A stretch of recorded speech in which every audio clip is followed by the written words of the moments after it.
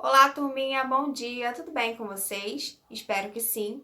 Nesse vídeo vocês terão aula de ciências e vamos dar continuidade aí à unidade do caderno 2, que é a unidade 3, falando sobre os ciclos alimentares, né? E hoje vocês vão conhecer um pouquinho mais sobre as cadeias e teias alimentares que começam lá na página 10, que é essa página aqui.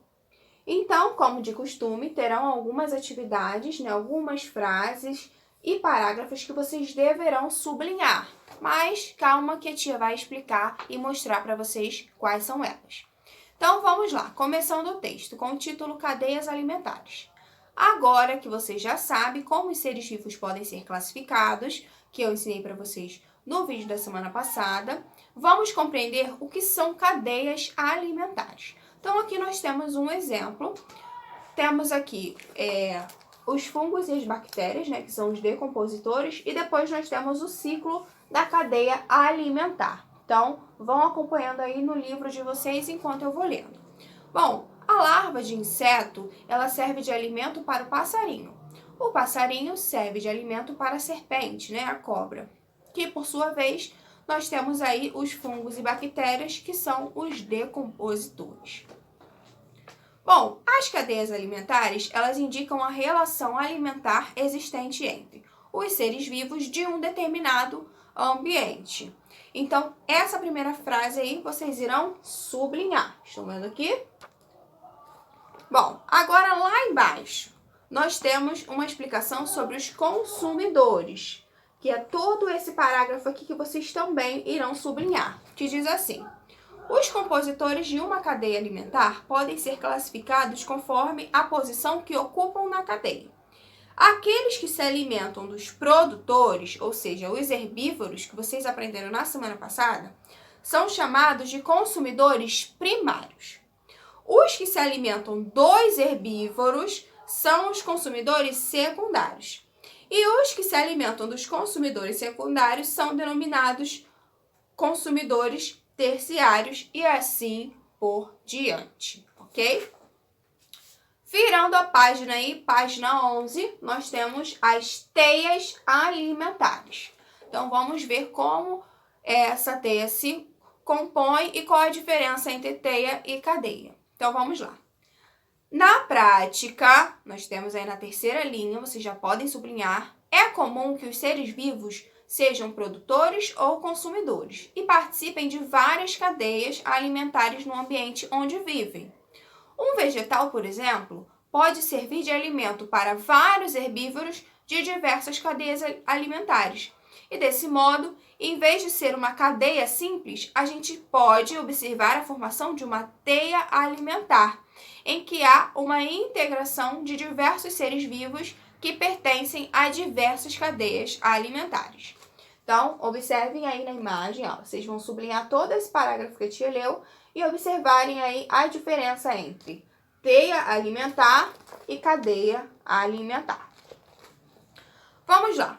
Continuando, vocês vão virar a página aí, vão colocar lá na página 14. Nós temos aí algumas atividades nas páginas 12 e 13, seriam atividades que nós poderíamos fazer em sala de aula, ok? Então, vamos lá, página 14. Vocês vão ver um pouquinho sobre a energia e o ciclo da matéria, que é essa página aqui, ó. Então, vão sublinhar já aí o primeiro parágrafo que diz assim: como vimos no início dessa unidade, os seres vivos produtores têm a capacidade de produzir o seu alimento por meio da fotossíntese. Lá no segundo parágrafo, a energia, vocês também irão sublinhar, incorporada nos seres produtores, é transferida para todos os seres vivos da cadeia alimentar, conforme um serve de alimento para o outro. Então, aqui embaixo, nós estamos vendo o fluxo de energia. Estão vendo essa imagem aí? Bom, virando a página, vamos falar mais um pouquinho sobre esses fluxos aí de energia, que é aqui na página 15, ó. Onde a tia vai ler, vocês também irão grifar ou sublinhar. Segundo parágrafo dessa página. Ao se alimentar de uma planta ou parte dela, um animal herbívoro absorve boa parte do corpo que constitui esse vegetal. E o que não for absorvido é eliminado. Terceiro parágrafo. Os decompositores apresentam um papel fundamental nesse processo. Quarto parágrafo.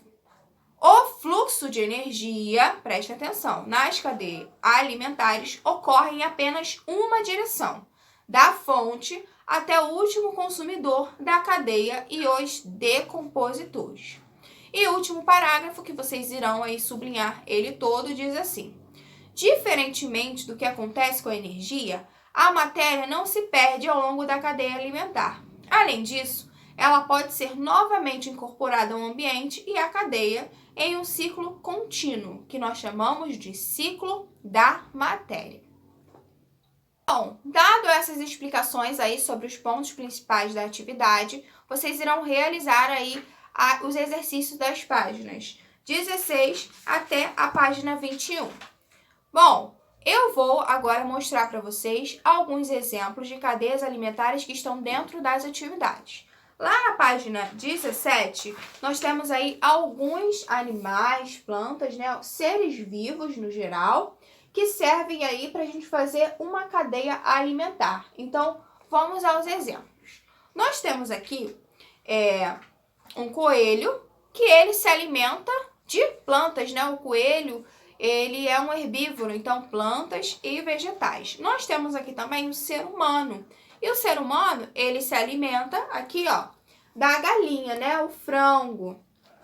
Então, também faz parte de toda uma cadeia alimentar. Que, por sua vez, a galinha, ela se alimenta aí de milho, né? Então, ao lado, nós temos um pé de milho. Então, assim, a gente forma uma cadeia alimentar. Temos o milho, que é consumido pela galinha, que, por sua vez, é consumido pelo ser humano. Então, assim, a gente consegue formar essa cadeia.